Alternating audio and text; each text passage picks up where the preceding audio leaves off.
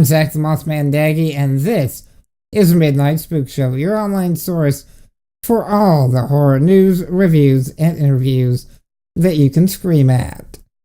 And, Mothmaniacs, as you may have seen a while back on Spookshow, I did a review of the pilot episode of AMC's The Walking Dead.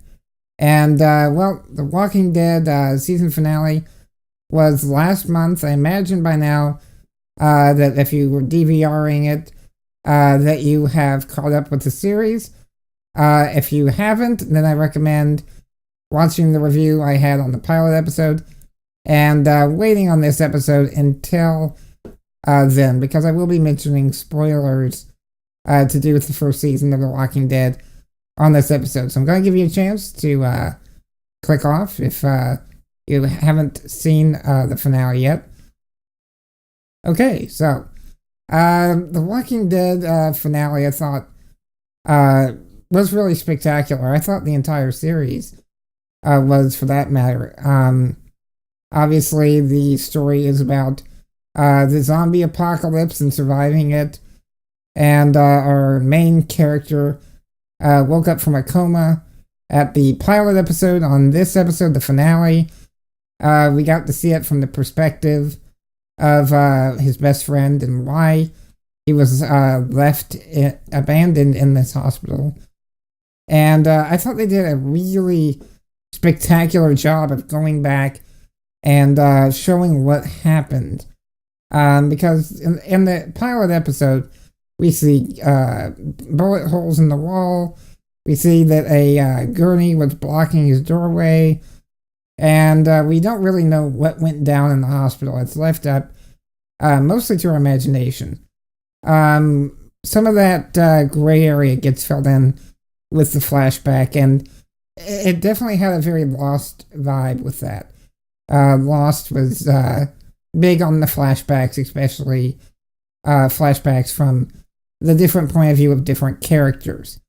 So I thought they were kind of bringing some of that in. And that actually gives me a bit more hope story-wise down the road, because we now know that the writers will indeed be willing to go back and show some of the events we missed during the first, I believe it was 8 weeks he was in a coma. So we may get a bigger scope of an idea of what happened when the apocalypse began. So I was very impressed with that. The going to the CDC at the season finale, I had some issues with. And that's because I read the comic book series that The Walking Dead is based on. And admittedly, I'm not completely caught up with the series, but at least for the first 40 some odd issues, there was no event where they actually went to the CDC. And while I can see from a story point perspective that it's necessary to have that, so that way the audience by the end of the season has a bit more of an understanding of what's going on.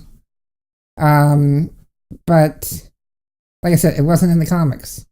And I'm usually okay with straying from the source material if it delivers a crucial key to the plot. But I don't think it really did that. It did give us a bigger scope of what's going on, but beyond that, we didn't really learn anything new. And for me, the big reason I was disappointed by this is I won't say what happens, because they may still do it in the TV series. But by the end of the first story arc in the comic books, where it was leading toward in the first series on AMC, there's a major character death. I won't say who this individual is, but the death is shocking and has major ramifications entire series. And this character, as of the finale, is still alive and kicking. When the comic, he would have been, or she would have been, gone. So, I'm disappointed because it really seemed like they were leaning toward this dramatic event that is this character's death, and it hasn't happened. They're leaning toward it, so hopefully it still happens, but it hasn't happened. So I was disappointed in that. But other than that, I am sold on this series. Cannot wait till season 2, and I still can't get over the fact that AMC gets away with the level of violence in this series. If it was a movie, I would expect it to be a heavy R rating due to it, but the gore the merrier. I can't believe I said that. Anyway, definitely check it out. Next season, I highly recommend it. And for all of you that have seen the finale, hope you enjoyed it as well. I'll be covering the premiere of season 2 once it starts back up on AMC. From my understanding, it is going to be a 13-episode run instead of, I believe it was 6 this season. So we'll be getting much more in depth, I'm hoping, with the characters, and if it follows the second story arc, there's going to be a lot of really good twists and turns ahead. So check it out, AMC's The Walking Dead. And as always, I'm your friendly new media mouse man, advising that when watching great horror television, be sure to turn it up and turn out the lights. Cheers. Zombie, zombie, zombie. I walk with a zombie, zombie, zombie. I walk with a zombie.